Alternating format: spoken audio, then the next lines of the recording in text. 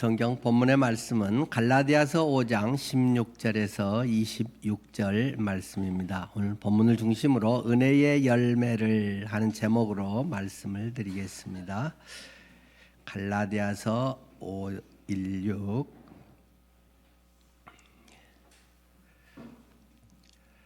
내가 이르노니 너희는 성령을 따라 행하라.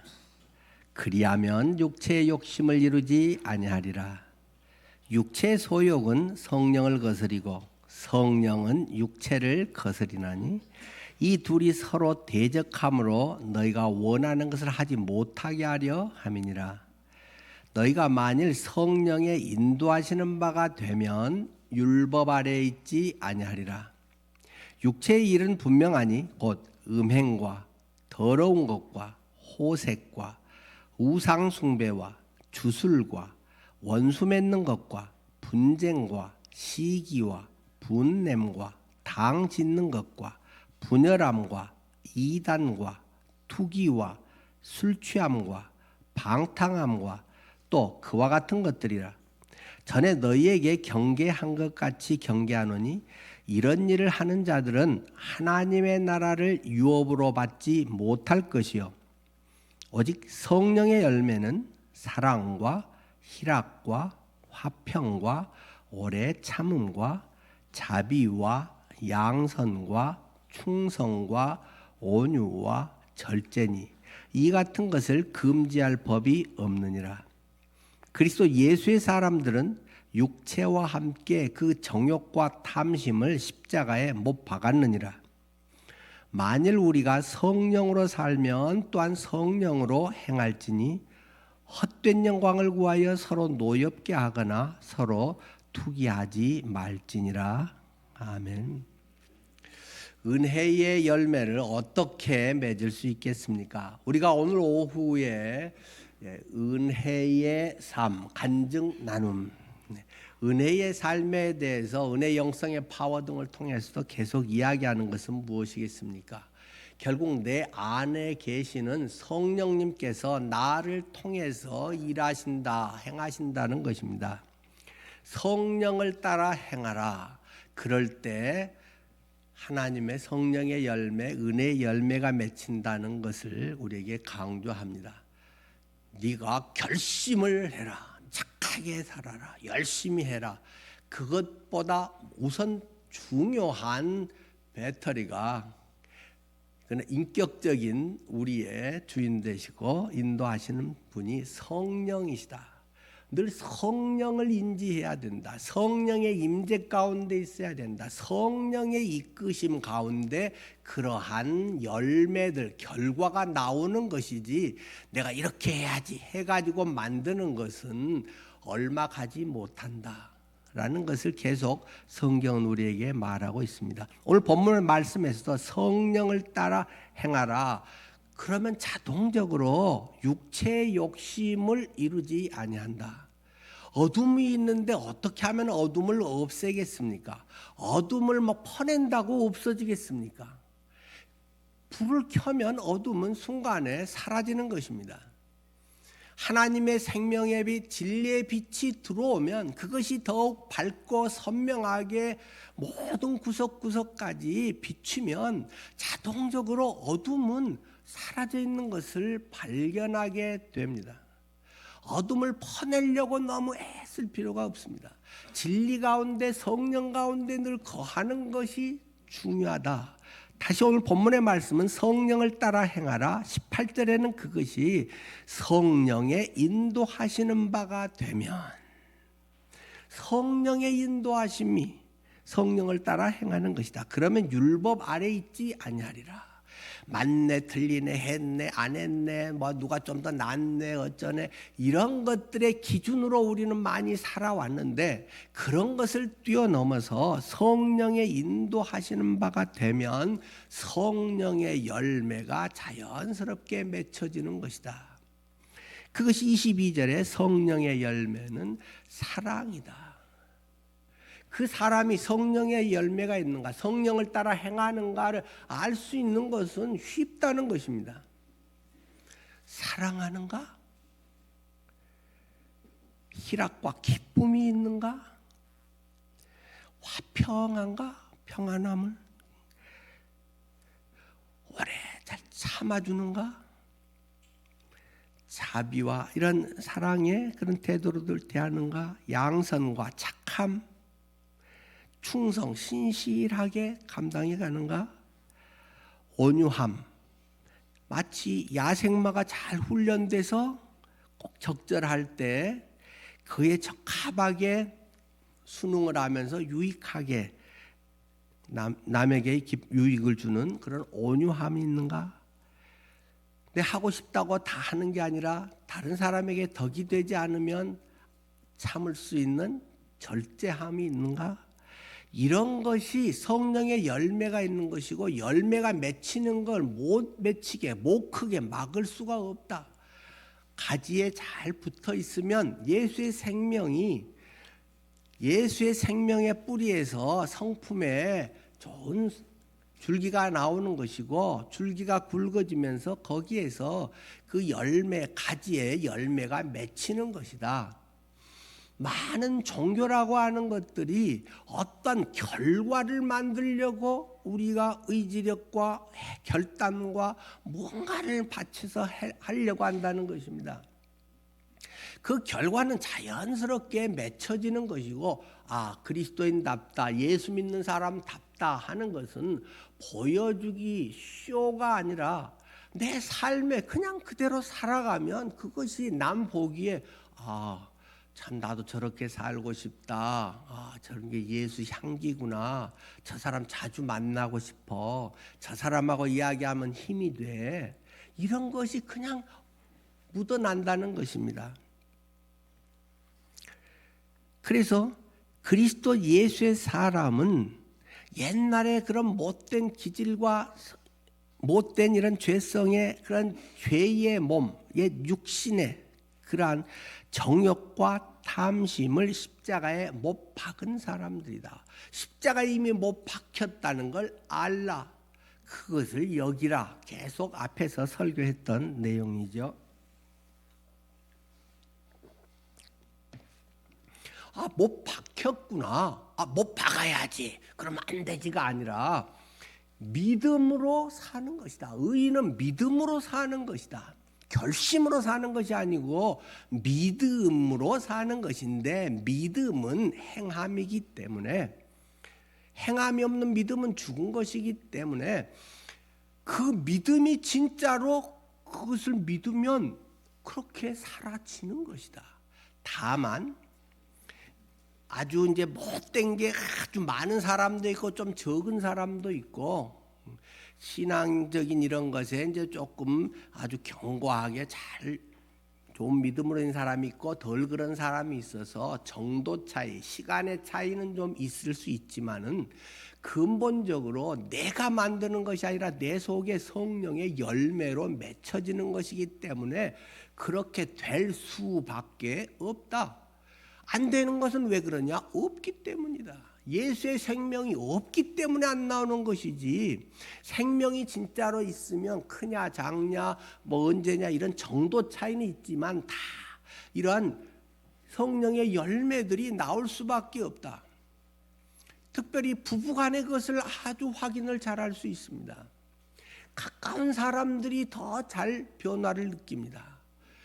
사랑과 희락과 화평과 오래 참음과 자비와 양선과 충성과 온유와 절제니, 이것을 금지할 법이 없다. 막아낼 수가 없다. 그냥 열리고 자연스럽게 나타나는 것임을 우리에게 이야기하고 있습니다.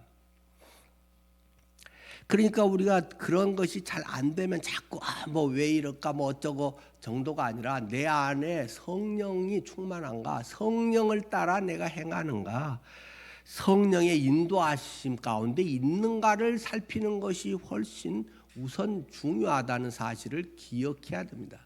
자꾸 사람들은 뭘 하는 것에 초점을 맞춥니다. 그러나 그 동기가, 마음이 예수의 심정, 예수의 생명으로 거듭나야만, 그런즉 누구든지 그리스도 안에 있으면 새로운 피조물이라. 이전 것은 지나가 버렸으니 보라 새 것이 되었도다. 새 것이 됐기 때문에 새로운 것이 이제 하나 둘 외치기 시작한다는 것입니다. 자, 이런 구체적인 내용을 지난번에도 산상수훈 누가복음을 통해서도 이야기했습니다만 오늘은 조금 더 길게 이 산상수훈의 내용을 우리가 보도록 하겠습니다. 자, 누가복음 6장 20절 말씀부터 좀 찾아주실까요? 누가복음 6장 20절에 앞에서는 복이 있도다, 복되어라 하면서 이야기를 하고 있습니다. 예수께서 눈을 들어 제자들을 보시고 이르시되 너희 가난한 자는 복이 있나니.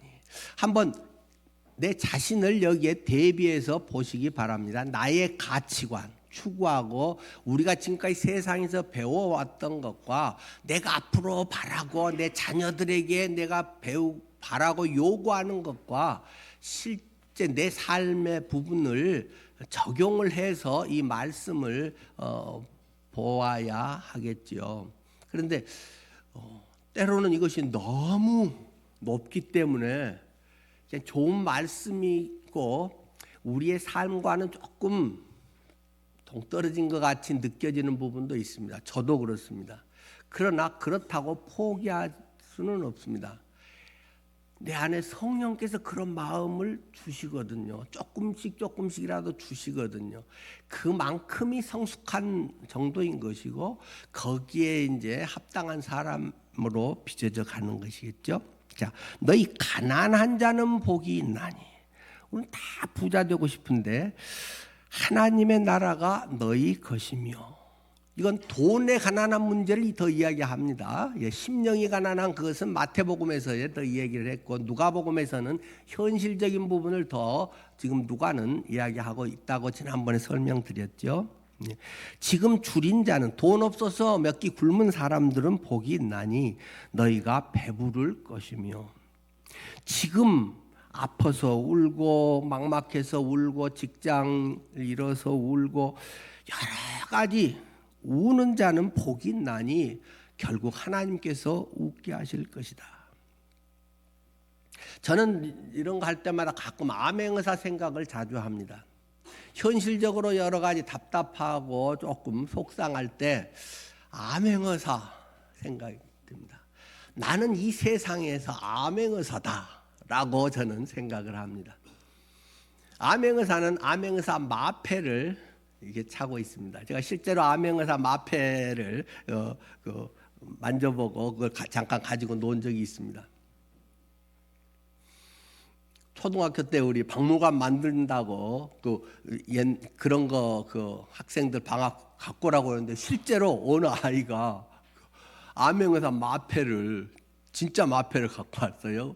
우리는 그냥 재밌다고 이제 막 암행의사 출도하면서 그때 말 3마리가 그려진 거 굉장히 그거 높은 거예요. 말 3마리짜리는 노쇠 같이 이렇게 돼 있더라고요. 학교 박물관에 기증하고 저도 다른 거 뭐 기증해서 했는데 마패를 여러분이 딱 다 차고 있는 암행의사라고 하면 어떠겠습니까? 오늘 잘 데가 없다고 막 그렇게 인생이 막 초라하고 힘이 없어질까요? 한 끼 내가 시원찮은 밥을 먹는다고 해서 내가 암행의사인데 그것에서 인생의 회의가 오고 그럴까요? 오히려 밑에 사람들을 더 이해할 수 있고 그러한 민정시찰을 하고 비리 그런 것들을 또 살펴서 개선을 하려고 하고 암행의사가 아니면 슬프겠죠. 그러나 암행의사가 있고 내가 암행의사 마패 구원의 확신 내가 하나님의 자녀라는 확증 하나님께서 내게 인치셨느니라 도장을 찍었다. 너는 내 거야 하고 인감 도장을 딱 찍어줬다잖아요. 저를 내가 하나님 자녀기 때문에 나는 어떻게 돼도 잘 될 수밖에 없는 사람이고 어떻게 돼도 나는 천국 갈 사람이고 나는 어떻게든지 하나님 자녀인데 세상에서 뭐가 잘 될 수도 있고 못 될 수도 있고 아플 수도 있고 안 될 수도 있는 거지 다 잘 될 수 없잖아요. 근데 결과가 좋으면 인생은 좋은 거다 그렇잖아요. 인생은 말년이 좋아야 좋다라고 하잖아요. 나는 말년이 잘 되게 되어 있는 사람이거든요. 다만 그것이 이 세상에 설지 저 죽음의 문을 열고 가면 하나님 나라 세상에 설지는 잘은 모르지만은 저는 어쨌든 잘 되게 돼 있는 사람이기 때문에 현실에서의 뭐가 좀 없다고 해서 그렇게 기가 죽고 뭐 그런 거 별로 없습니다. 고난은 때로는 우리를 더 깊게 하고 하나님의 심정을 더 알게 하는 좋은 도구이기도 하잖아요. 인생을 살아가다 보면 뭐가 정말 더 좋은지 잘 모르겠잖아요. 그때는 막 요거다 하고 근데 아마 요새 주식한 사람들 그러지 않을까 막 싶어. 주식에 이거다라고 막 했는데 막 갑자기 막 푹 떨어지고 막 난리. 그 어느 좀 그 나쁜 사람 하나 있어요. 그 사람이 한마디만 하면 막 이게 올라갔다 내려갔다 하고 막 이제 그 점에 대해서는 또 다른 점은 하나님이 쓰신 것도 있겠죠. 하여튼 트럼프 놀이하면서 뭐 이게 장난이 자꾸 있으면 막 세계 경제가 들썩들썩하기도 하고 그런 것뿐만 아니라 정부의 발표 하나만 나면 막 집값이 올라갔다 내려갔다 막 난리를 하고 뭘 어떻게 해야 될지 뭐 오늘 이거 해갖고 막 빚내서 뭐 투자를 했더니 막 깔아앉고 아니면 막 올라가기도 하고 세상의 일은 그 이제 전 압축적인 거 아닌가 인생을 압축적으로 보여주는 게 아닌가 싶긴 합니다. 사실 뭐가 좋은지 아닌지 잘 모릅니다. 우리는 당장의 현실의 그것에 대해서는요 지식이 많다고 그걸 아나요? 경제학 교수들은 주식한 사람이 거의 없습니다. 제가 서울대 교수 그 성경 공부할 때도 제가 물어봤습니다. 경제학 교수가 성경 공부 거기 들어와갖고 자기들은 거의 주식 안 한다 그러대요. 근데 이제 뭐 일부 한 사람도 있겠지요. 경제학의 원리와 이 주식의 그것과 상황과 이런 것은 일치하는 건 아니거든요. 뭐 이것이 똑같은 말은 아닐 것입니다만은 내 삶에서도 내 일이 지금 일어나는 게 좋은지 좀 뒤에 일어나는 것이 좋은지 안 일어나는 게 좋은지 사실 우리는 잘 모릅니다. 뭐가 잘 돼갖고 교만해가지고 사람 버리는 수도 있고 못됐다고 그냥 죽고 싶었는데도 그걸 다시 그 속에서 신앙이 견고해져가지고 정말 새로운 삶을 사는 사람도 있고 자식들이 잘 됐다고 했는데 그것 때문에 주님을 떠나버린 사람도 있고 뭐가 좋은지 우리는 사실 쉽게 알기 어렵습니다. 그럴 때 그러면 아무것도 아니고 뭐 아무거나 해도 되냐? 아닙니다. 확실한 길이 있습니다. 예수 그리스도 부활하셔서 그분이 내 안에 들어와 계시고 성령이 내 안에 계십니다. 성령의 인도함을 받으며 살아가야 됩니다. 환경과 정보는 수시로 바뀝니다. 좋다고 하는 것이 정치인들 보십시오. 뭐 뭔가 장관이 되고 어쩌고 다니면 계속 불려다니면서 감옥에 가고 대통령이 뭘 어떻게 할지 뭐가 역사가 뭐라고 할지 가장 현실적인 것 속에서 우리가 판단하기가 아주 어렵습니다. 또 지금 하고 있는 게 정말 옳은 것인지 아닌 것인지 그것도 우리는 분간하기가 그 뒤에 깔려 있는 것들을 어떻게 우리가 알겠습니까? 잘해야 우리는 언론에 보도되어 있는 껍데기 그리고 약간은 일부러 여론을 위해서 흘려내는 그런 것들이 짬뽕되어 있는 이런 것들에 우리가 언론 보도를 보고 아는 것은 지극히 비상적인 것입니다. 그런 것도 뭐 조금 참고는 해야 되겠지만 깊은 강처럼 깊은 바다처럼 그 밑에 흐르는 해류를 보아야 됩니다. 성령께서 우리의 삶의 주인이 되고 성령께서 인도하심을 분별하며 살아가야 됩니다. 그러면 손해보는 것 같다가도 분명히 손해가 아닙니다. 어떤 것이든지 합력하여 선을 이루시는 주님이심을 확신합니다. 다만 네가 하나님을 사랑하는 자, 곧 그 뜻대로 부르심을 입은 자들에게는 모든 것이 합력하여 선을 이루느니라 하기 때문에 내가 주님 앞에 바로 서 있는가, 성경적 진리의 가치관 가운데 바로 서 있는가를 점검하고 그것이 확고히 뿌리 내려지는 게 중요한 것이지, 단지 지금 나타나 있는 현상들의 몇 가지로 일희일비할 것은 아니라는 사실입니다. 오늘 본문에서도 인자로 말미암아 사람들이 너희를 미워하며 멀리하고 욕하고 너희 이름을 악하다 하여 버릴 때는 너희에게 복이 있도다. 오히려 그날에 기뻐하고 뛰놀라. 뭐 욕먹고 뭔 좋은 일이 있다고 기뻐하고 뛰놀겠어요? 하늘에서 너희의 상이 큼이라.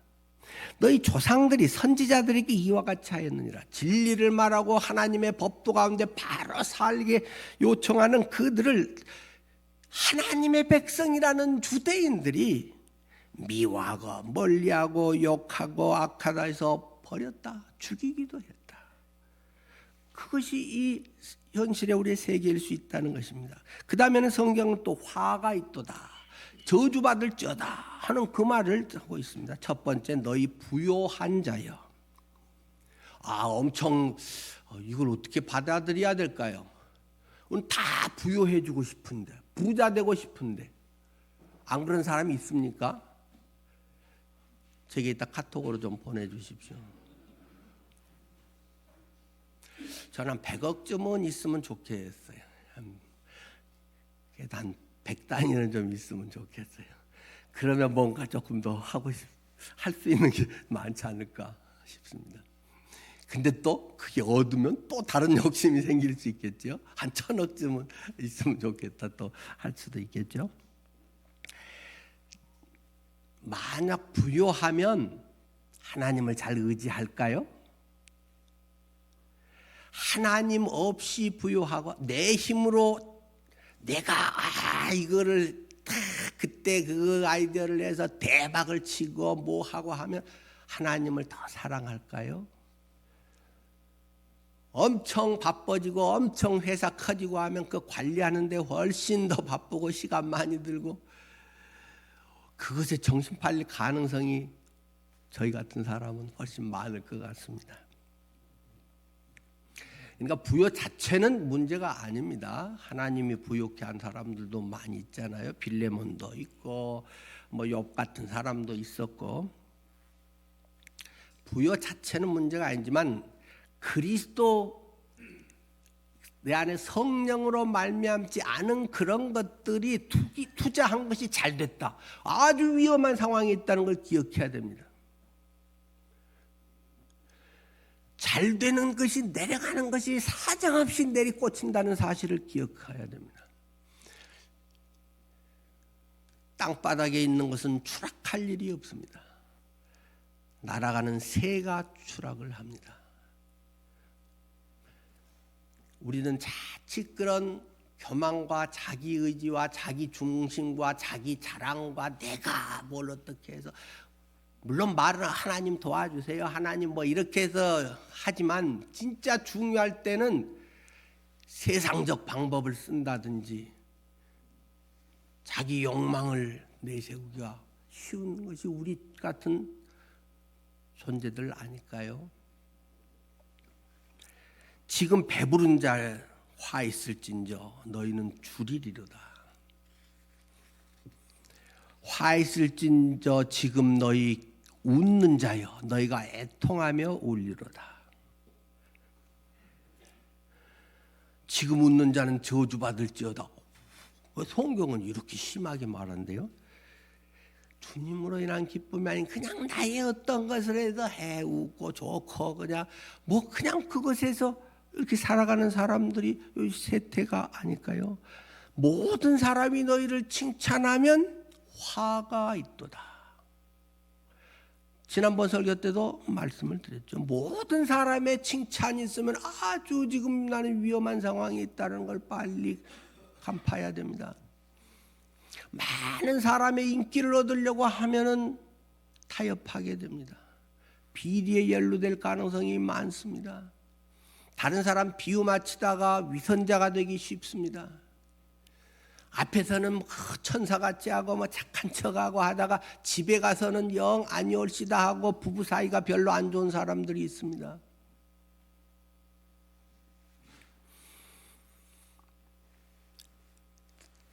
칭찬을 받을 수 있게 하는 것은 좋고 남이 칭찬하는 것은 고마운 일입니다. 그러나 칭찬을 구걸하고 만들라고 넘어갈 필요는 없습니다. 항상 진리에는 반대하는 세력이 있기 마련인 것입니다. 복음을 여러분이 전해보시면 복음의 반대자가 있고 굉장히 발작 버튼을 누르고 막 성질내고 해코지 하려고 하는 사람들이 분명히 있습니다. 내가 복음을 그렇게 안 전해봤으니까 그런 일을 안 당하는 것이지, 정말 간절히 열정적으로 지속적으로 복음을 전하면 반발하는 경우들이 종종 있습니다. 진리를 모두가 좋아하지 않습니다. 좋아하는 사람이 많지만 이 세상은 사탄의 세력이 항상 하나님의 뜻과 반대로 가려고 하는 것이 있기 때문에 너무 세상의 많은 사람의 칭찬을 받으려고 노력할 필요가 없습니다. 그러나 바르게 살려고, 말씀대로 살려고 성령의 인도를 따르는 것이 중요합니다. 유명해지는 것은 나쁜 건 아닙니다만 위험해지고 있는 것입니다. 너무 유명하려고 할 필요가 없습니다. 유명해지는 것을 막을 필요는 없지만은 유명해지는 그 상황 속에서 자꾸 사람들의 비유에 맞춰서 세속화로 갈 가능성이 아주 많다는 것, 경계심을 풀어서는 안 됩니다. 그들의 조상들이 거짓 선지자들에게 이와 같이 하였느니라. 사람들의 입에 달콤한 이야기만 거짓 선지자는 냈다는 것입니다. 선지자의 역할은 무엇입니까? 하나님의 법도를 제시하는 것입니다. 이것이 하나님의 뜻이고 하나님의 사람들은 이렇게 살아야 됩니다. 죄에 대해서 질타를 할 수 있어야 됩니다. 그럴 수 있지 뭐, 살다 보면 어울렁더울렁 그냥 넘어가고 죄에 대해서는 그러면 사이가 나빠지는데 뭐 알아서 하겠지. 죄에 대해서 지적을 해주고 그가 회개하고 주님께 돌아오게 하지 않는 사람은 거짓 선지자입니다. 물론 바르게 산 사람은 격려하고 칭찬을 해야겠죠. 그렇지 못하고 세속적이면서 예수 잘 믿는 척하는 사람들을 깨부시지 않은 사람은 거짓 선지자입니다. 그런 사람들을 다 좋아할 리가 없습니다.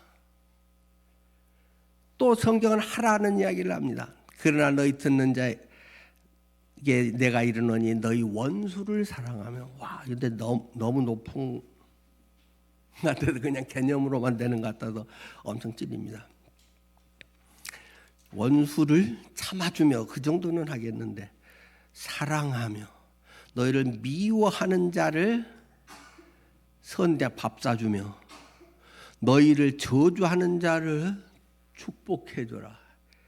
욕 안 하고 참고 있는 것만도 다행인데 그 사람에게 축복의 이야기 잘 되게 해 주십시오.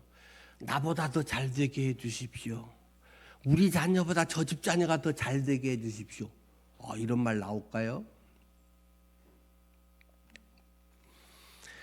모욕하는 자를 위하여 기도하라. 현대인의 특징은 자존심 건드리면 엄청 민감하게 반응합니다. 모욕감을 주었어. 그런 드라마도 있잖아요. 대사도 있잖아요. 너는 내게 모욕감을 주었어. 모욕하는 자를 위하여 기도하라. 이 뺨을 치는 자에게 저 뺨도 돌려대며. 너무 유명한 구절이니까 그렇지만 실제 내 얼굴에 손가락질만 이래, 야 니까지 막 이렇게 한다면 내가 참겠습니까? 이게 어디다 대고 손가락질이야. 이렇게 막 턱을 막 이렇게 막 하면, 제끼고 하면 주먹이 안 날아가겠습니까? 이 뺨을 치면 여기도 뺨이 있습니다 하고 딱 돌려댈 수 있을까요? 쇼는 할 수가, 그래 여기 때렸어, 좋아, 여기도 때려봐, 그래 너는 이제 확실한 폭행 근거야, 그러면서 고소하려고 이 뺨도 치라고는 할 수 있지. 정말 그 사람을 용서하고 사랑하고 수용하면서 여기를 되라고 할 수 있는 게 이게 현실적으로 얼마나 가능할까요? 혹시라도 그걸 잘 모르겠는 분이 있으면 목양실로 살짝 오시면 제가 세게 뺨을 때려 드릴 테니까 한번 테스트 해보기를 바랍니다. 네 겉옷을 빼앗는 자에게 속옷도 거절하지 말라. 너에게 구하는 자에게 주며 그것을 가져가는 자에게 다시 달라 하지 말며. 요즘 이게 참 쉽진 않은 것 같아요. 구하는 자에게 주며 가져가는 자에게 다시 달라 하지 말며. 사실 돈 어렵고 그래서 돈 때문에 얼마나 고통당하는 분들이 많습니까? 근데 누가 돈 빌려달라고 하는데 이게 안 빌려준다는 게 굉장히 어렵잖아요. 근데 성경은 구하는 자에게 주며 그런 사람에게 다시 달라고 갚으라고 하지 말아라. 이렇게 이야기를 합니다. 뭐 우리 성도들 간에도 돈 거래가 있었고 뭐 요즘은 잘 모르겠습니다만 요즘도 뭐 조금은 있겠죠. 근데 교회 성도들끼리 돈 거래하지 않기를 바랍니다. 돈 잃고 사람 잃기 딱 좋잖아요. 그리고 뭐 늘 돈이 거짓말하지 사람이 거짓말하냐 하듯이 그때 급해서 또 누구한테 얘기하겠어요. 가깝고 그래도 마음 터놓고 이해해 줄 만한 사람에게 또 부탁하는 건 당연한 인지상정 아니겠습니까? 근데 이제 그것이 못 갚게 되는 게 그때도 절박했지만 뭐 그거 해결되면 다 앞으로는 잘 되는 경우가 별로 없잖아요. 계속 어렵잖아요. 어려운 분들은. 그러니까 그것을 어떻게 해야 될까? 현실의 문제는 굉장히 어렵습니다. 막 교회 안에서 자매 사랑해 어떠고 막 이렇게 이야기하지만 언제는 막 교제하고 할 때 사랑한다고 말해놓고는 돈 좀 빌려달라고 하면은 싹 안면몰수하면 또 영 배신감 느끼잖아요. 안 그런가요? 그래서 교회 안에서 그것은 굉장히 어렵습니다, 사실.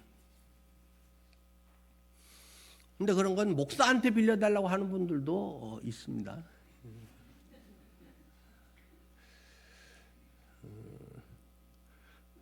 그래서 빌려주고 받는 경우도 있고 못 받는 경우가 더 많았습니다. 근데 오죽 다급하면 목사한테 빌려달라고 하겠습니까? 저는 목사님 며칠까지 이거 해야 되는데 목사님 얼마 지금 좀 입금 좀 해주시면 안 돼요? 이달 말까지 꼭 갚겠습니다. 그달 말이 되면 아무 소식이 없습니다. 다음 달이 돼도 아무 소식이 없습니다. 그러다가 어떤 분은 목사님 못해서 죄송한데요. 조금만 더 빌려줄 수 있어요? 안 빌려줬습니다. 더 죄짓고 더 불편해질 수 있어서요. 목사한테 일부러 그런 사람이 있겠어요? 오죽했으면 그랬겠어요. 목사에게도 그런데 성도들에게끼리도 충분히 그럴 수 있겠죠. 그래서 할 수 있으면 죄송하지만 이건 목사가 이런 말 해도 되나 모르겠어요. 근데 이건 성경적인 건 사실 아닌데 할 수 있으면 돈 빌려주지 마세요. 그리고 더 좋은 것은 내가 주고 안 받아도 큰 지장 없는 정도면 말은 빌려준다 그러고 주십시오. 받을 생각은 하지 마시고 내게 조금 무리 되는 정도까지는. 그리고 안 갚는다고 해서 그 사람하고 불편해지지 않을 정도로 그 정도면 어떨까? 저는 이제 기준을 뭐 그 정도로 하고 삽니다. 뭐 저 다 할 수는 없잖아요. 여러분들 삶에서도 그러나 되도록이면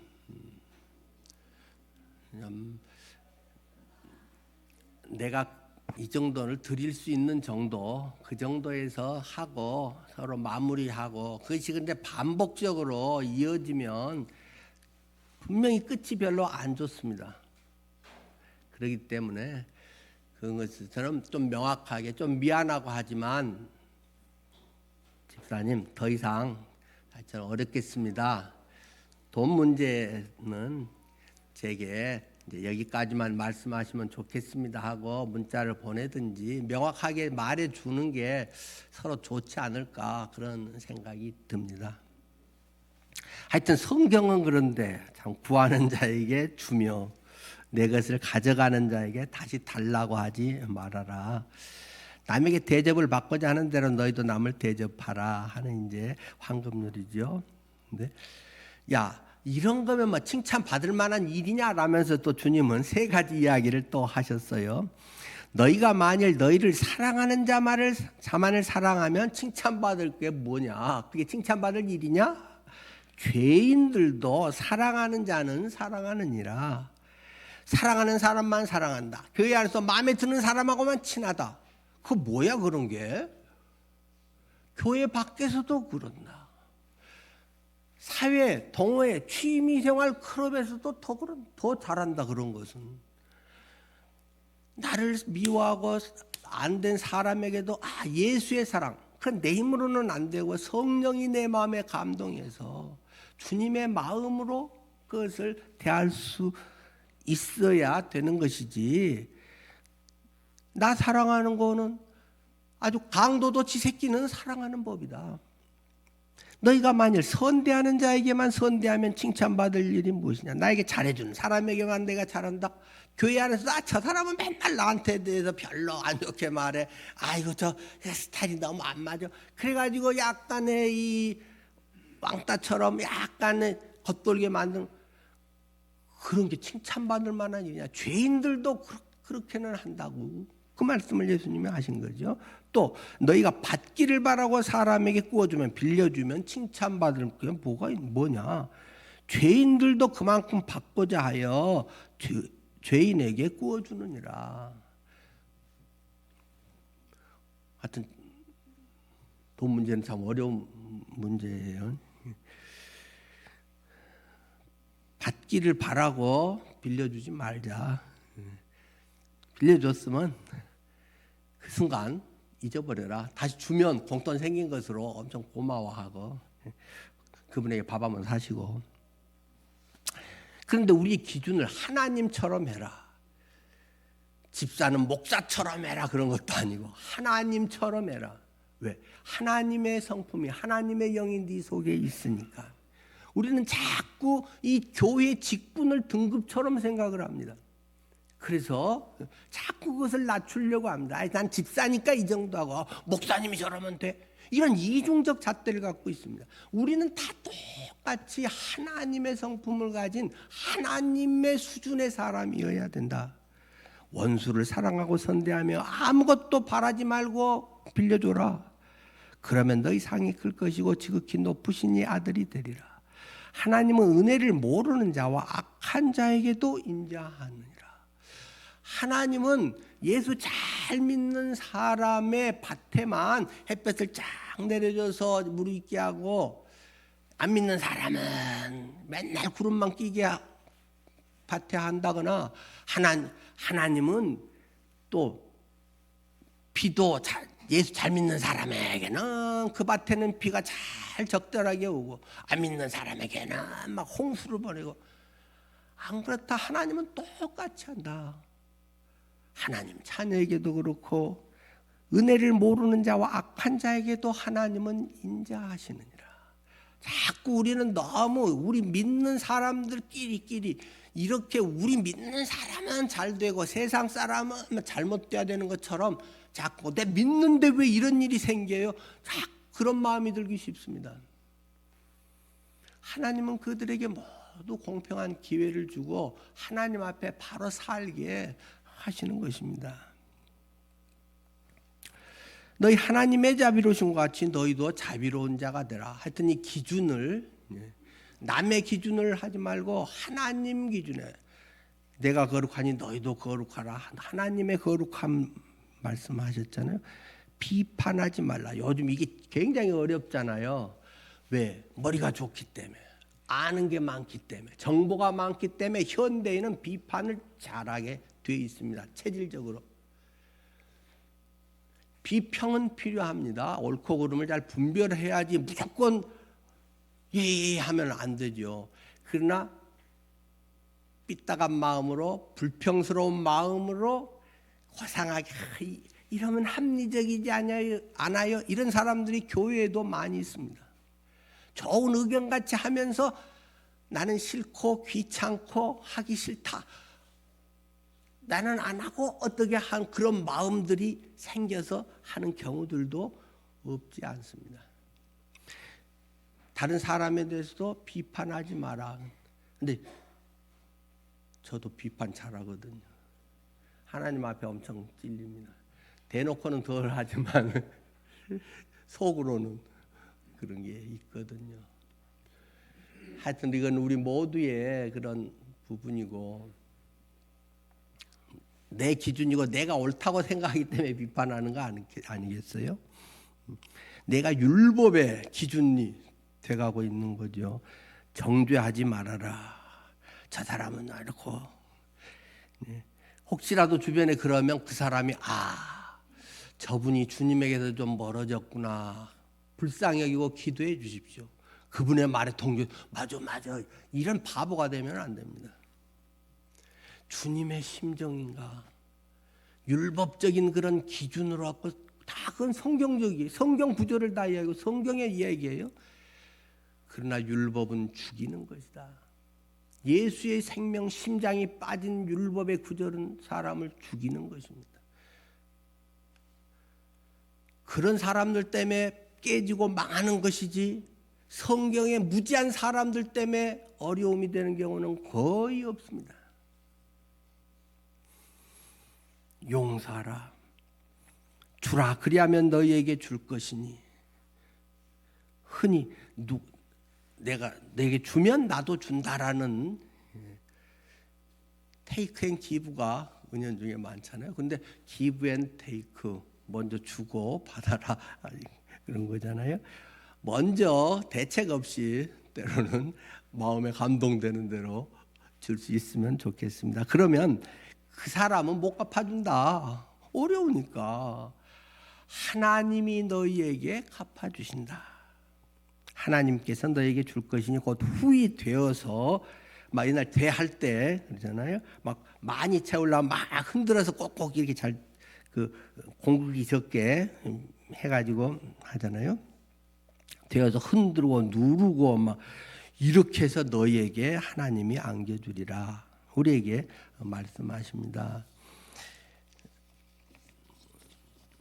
우리는 계속해서 은혜에 대한 이야기를 했고, 이런 산상수훈이나 이런 것들을 너무 잘 알고 있습니다.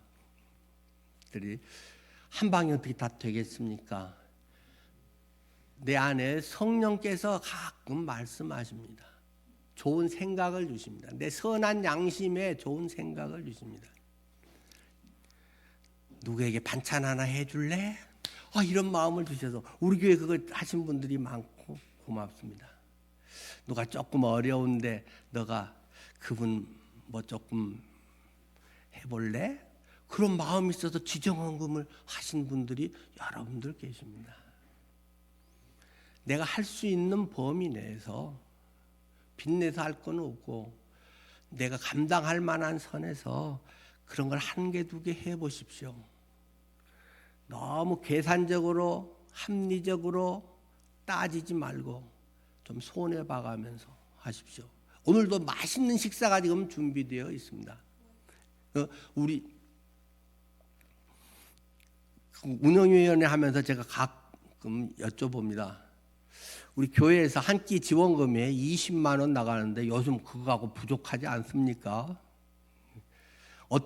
저는 거기에 몇만 원씩 더 보태갖고, 우리가 한 서너 달에 한 번 하는데 저런 맛있는 거 좀 더 하자 해서 이제 몇만 원씩 보태서 하는 데도 있다고 하더라고요.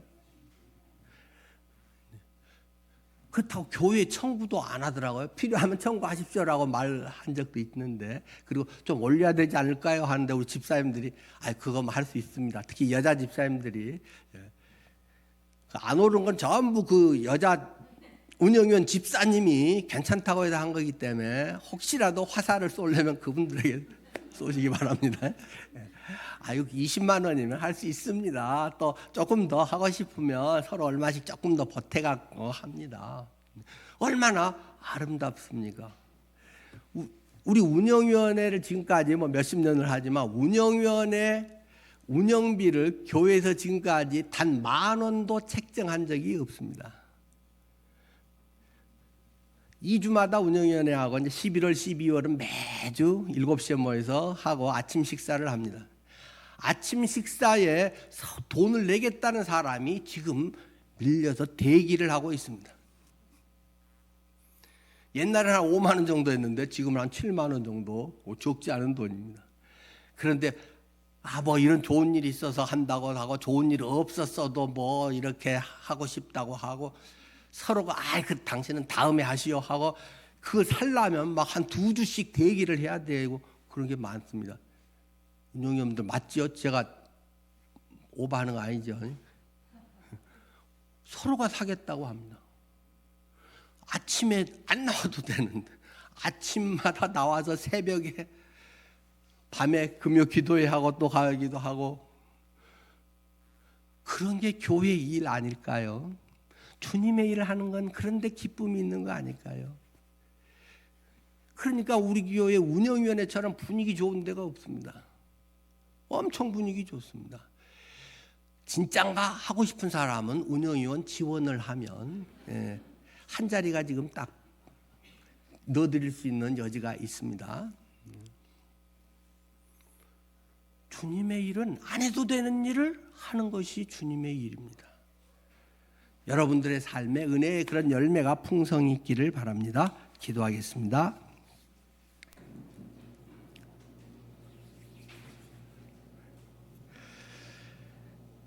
하나님, 우리가 그런 삶을 살 수 있도록 늘 성령님께서 우리에게 일깨워 주시고 또 저희가 그 음성을 잘 분별해서 순종하게 하옵소서. 예수님 이름으로 기도드립니다. 아멘.